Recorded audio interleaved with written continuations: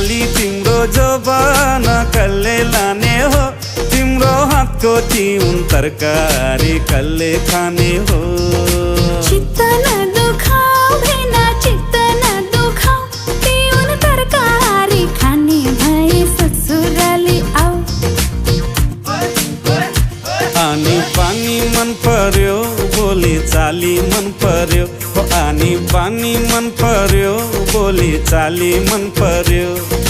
ससुराली टेकेपछि साली मन पर्यो, ए ससुरा बा मलाई साली मन पर्यो।